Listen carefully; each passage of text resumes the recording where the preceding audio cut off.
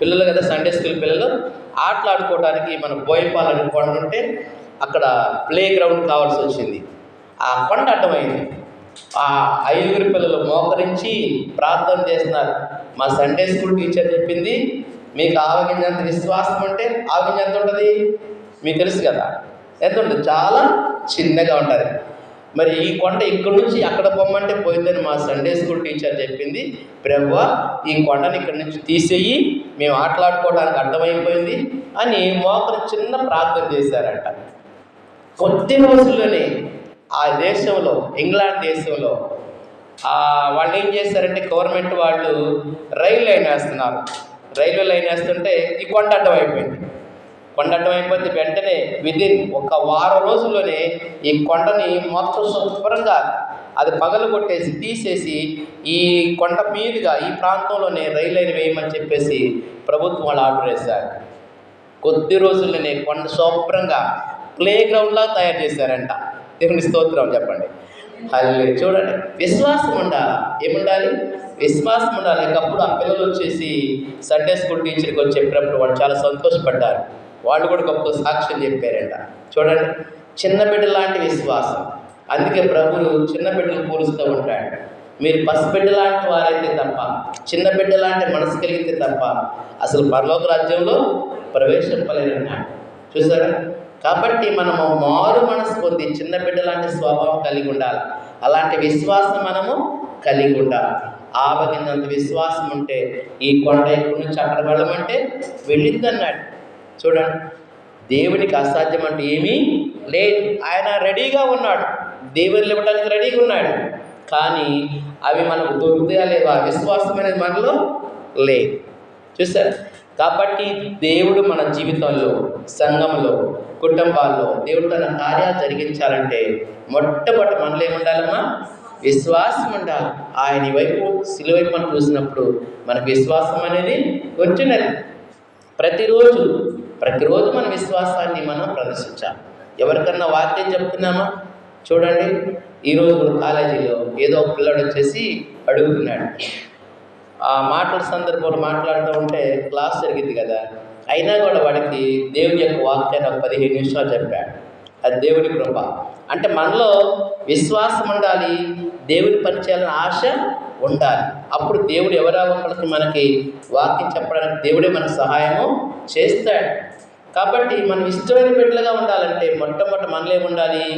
విశ్వాసం ఉండాలి. ఎవరికి ఇష్టంగా ఉండాలి? దేవునికి ఇష్టంగా ఉండాలి. నిన్ను నన్ను ప్రేమించి నీ కొరకు నా కొరకు ప్రాణం పెట్టిన యేసయ్య మీద విశ్వాసం అని కలిగి ఉండాలి. చూసారా? కాబట్టి తల్లైనా తండ్రైనా మరచనేమో కానీ నేను నిన్ను మరువనన్నాడు. యేసయ్య ప్రేమ శాశ్వతమైన ప్రేమ. ఆయన ప్రేమతో ఎవరిని పోల్చలేము. కాబట్టి ఆయన ఎందు మన విశ్వాసం కలిగి ఉందాం. తర్వాత రెండవదిగా ప్రేమను గురించి చూద్దాం. ప్రేమ అంటే అక్కడ వచ్చిన చదవండి, కీర్తనల గ్రంథము 91వ అధ్యాయం 14వ వచనం. 14 ఒక త్వరగా చదవండి.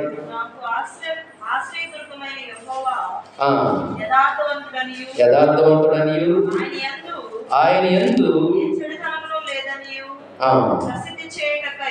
91వ అధ్యాయం కీర్తనలు 14వ వచనము నుండి, అతడు నన్ను ప్రేమించుచున్నాడు గనుక నేను అతన్ని తప్పించేదను. అతడు నా నామం ఎరిగినవాడు గనుక నేను అతన్ని ఘనపరిచేదను. చదువు. అతడు నాకు మొరపెట్టగా నేను అతనికి ఉత్తరం ఇచ్చేదను. శ్రమలో నేను అతనికి తోడై ఉండేదను. అతన్ని విడిపించి అతని గొప్ప చేసేదను. దీర్ఘాయువు చేత అతని తృప్తిపరచేదను. నా రక్షణ అతనికి చూపించేదను. చాలు. అసలు ప్రేమ దాని గురించి మనం చెప్పుకున్నప్పుడు మనము ఆయన ఆజ్ఞలు గైకొండే నిజమైన దేవుని ప్రేమ.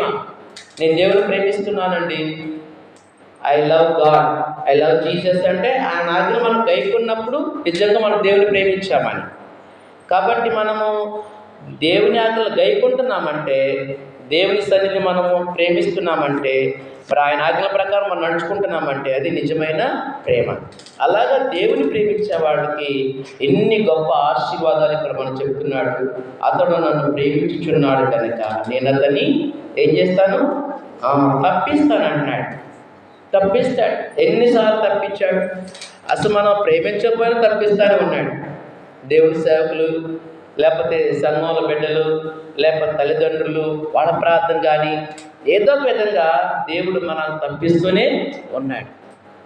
ఆయన ప్రేమించకపోయినా ఆయనే మనల్ని ముందుగా ప్రేమించాడు.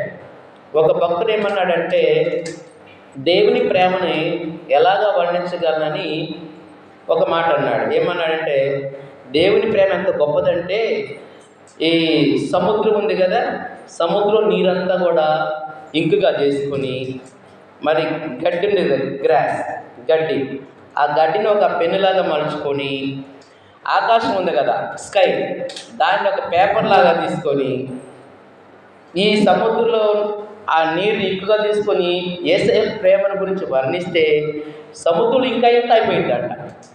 సముద్రం నీరంతా కూడా అయిపోతుంది, ఇంకా చాలదంట. అంత ప్రేమ యేసయ్య ప్రేమ. అంతగా నిన్ను నన్ను మనల్ని ప్రేమిస్తూ ఉన్నాడు. మరి ఇక్కడ బైబిల్లో చూసినట్లయితే దావీదు రాసున్నాడు. దావీదు చిన్న కుర్రవాడుగా ఉన్నప్పుడు ఎలాంటి శోధనలు వచ్చినాయి, ఎలాంటి శ్రమలు వచ్చినాయి, ఎలాంటి కష్టాలు వచ్చినాయి. అడవిలో గొర్రెలు కాసుకునేవాడు. ఏం చేస్తూ ఉండేవాడు? గొర్రెలు కాసుకునేవాడు. అడవికి వెళ్ళి గొర్రెలు కాసుకుని వస్తూ ఉండేవాడు. దుమ్ము ధూళి అంతా పైన పడతా ఉంటుంది కదా, గొర్రెలు కాసుకునేవాడు. మరి ఈయనేవాడు రాజుగా చేస్తాడని ఎవరు ఊహించరు. కానీ దేవుడు ఏం చేశాడు? దేవుడి దృష్టిలో దావీదు ఉన్నాడు, మిగతా వాడు ఎవరు కూడా లేరు. కాబట్టి దేవుని దృష్టిలో ఉండటం గొప్ప భాగ్యం. ఎలా ఉండగలిగాడు?